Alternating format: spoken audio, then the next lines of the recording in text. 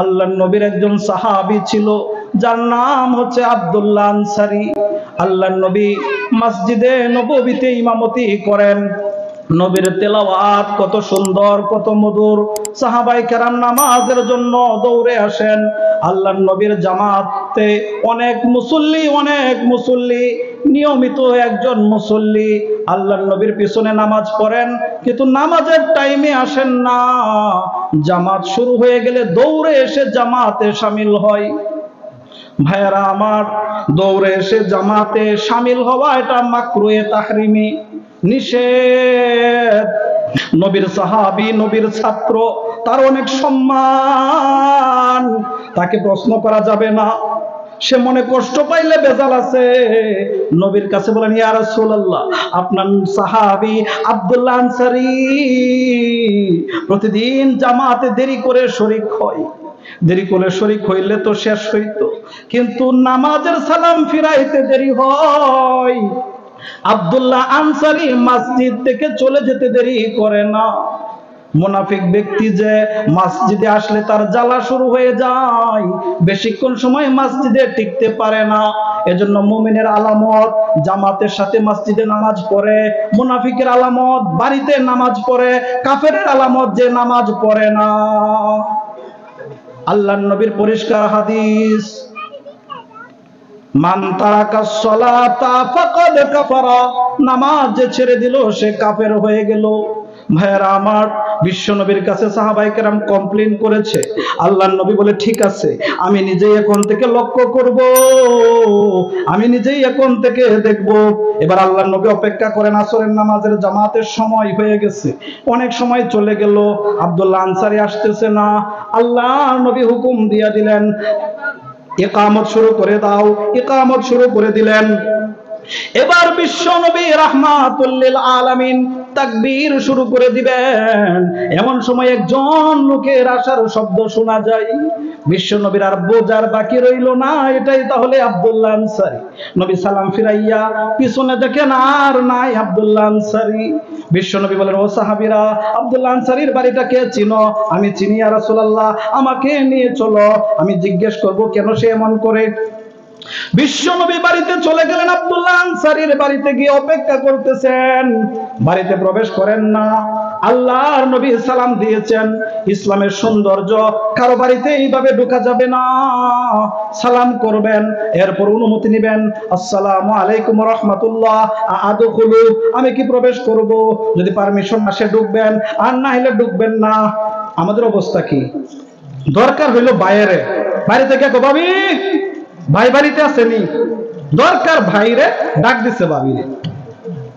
ভাইয়ারা আমার, আব্দুল্লাহ আনসারীর বাড়িতে গিয়ে বিশ্ব নবী সালাম দিয়ে ডাক দিলেন, কোনো আওয়াজ আসে না। আবার বিশ্ব নবী ডাকলেন, কোনো সারা শব্দ নাই। তৃতীয়বার ডাক দিলেন, কোনো সারা শব্দ নাই। কিছুক্ষণ পর তাড়াহুড়া করে আব্দুল্লাহ আনসারী আসলেন। ইয়া রাসূলুল্লাহ, ইয়া হাবিবাল্লাহ, গোস্তাকি মাফ করবেন, আমার লেট হয়ে গেছে আপনার ডাকে সাড়া দিতে। আল্লাহর নবী বলেন, আব্দুল্লাহ আনসারী, দুইটা প্রশ্ন তোমার কাছে। এক নাম্বার প্রশ্ন হলো, তুমি মসজিদের জামাতে যাও সকলের শেষে, আবার চলে আসো সকলের আগে, নিয়মিতই তুমি এমন করো কেন, একটু বলে দাও।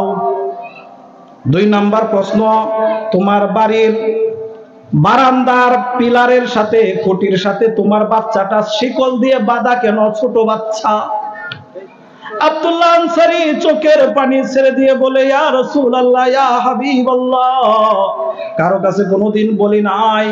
আপনি বিশ্বনবী জিজ্ঞাসা করেছেন। ইয়া রাসূলুল্লাহ, আমার আর আমার স্ত্রীর একটা মাত্র কাপড়, নামাজ ফরজ, যখন মসজিদে আজান হয় আমি জামাতের জন্য প্রস্তুত হই। আমার স্ত্রী গর্তে ঢুকে তার গায়ের কাপড়টা খুলে আমাকে দেয়, সেই কাপড়টা পরে আমি আপনার পিছনে নামাজ পড়ি। আর আমি চিন্তা করি, আমার যেরকম আউয়াল ওয়াক্তে নামাজ পড়া ফরজ, আমার স্ত্রীরও তো ওই রকম আউয়াল ওয়াক্তে নামাজ পড়া ফরজ। এজন্য আমি দেরি না করে আমি তাড়াতাড়ি চলে আসি। দেখছেন, নবীর সাহাবীদের সিফাত, স্ত্রীর চিন্তা করছে নামাজে গিয়া যে আমার উপরে নামাজটা যেরকম ফরজ আমার স্ত্রীর উপরেও তো সেই রকম ফরজ। এখন আমাদের সমাজটা কেমন হয়েছে, আমাদের দেশটা কেমন হয়েছে, আমরা হাজী সাহেব, ইমাম সাহেব, হুজুর সাহেব বাজারে গেছি প্রয়োজনে, নামাজের সময় হয়েছে, স্ত্রীকে বলি তুমি এখানে দাঁড়াও, আমি মসজিদে নামাজটা পড়ে আসি। তো আমি নামাজ পড়ে আসলাম, তার এক জায়গায় বসাইয়া দাঁড় করাইয়া আমি নামাজ পড়ে আসলাম, কিন্তু যেই নামাজ আমার উপরে ফরজ তার উপরে বুঝি ফরজ না। নামাজের হিসাব করে আমার একলা দিতে হবে, তার দিতে হবে না। এজন্য বিশ্বনবী বলেছেন তোমাদের স্ত্রীরা যদি মসজিদে যেতে চায় তোমরা কেউ বাধা দিও না। আম্মা জান আয়েশা বলেন এই জামানার মহিলারা যেইভাবে বেপরোয়া চলে, এই অবস্থাটা যদি আল্লাহর নবী দেখতো তাহলে মহিলাদেরকে মসজিদে আসার অনুমতি দিতেন না। এজন্য ফিতনার যুগের কারণে মহিলারা মসজিদে আসবেন না, জামাতে শরীক হবে না। কিন্তু শহরাঞ্চলের যেখানে মানুষ বিভিন্ন প্রয়োজনে যায় সেখানে মহিলাদের জন্য নামাজের ব্যবস্থা থাকা দরকার আছে না নাই? সেখানে মহিলাদের থাকার নামাজের ব্যবস্থা থাকা দরকার আছে। আমি বাড়িধারা যখন ছিলাম প্রায় নামাজি গুলশান সেন্ট্রাল জামে মসজিদে পড়তাম, আজাদ মসজিদ নামে পরিচিত, গুলশান 2-এ।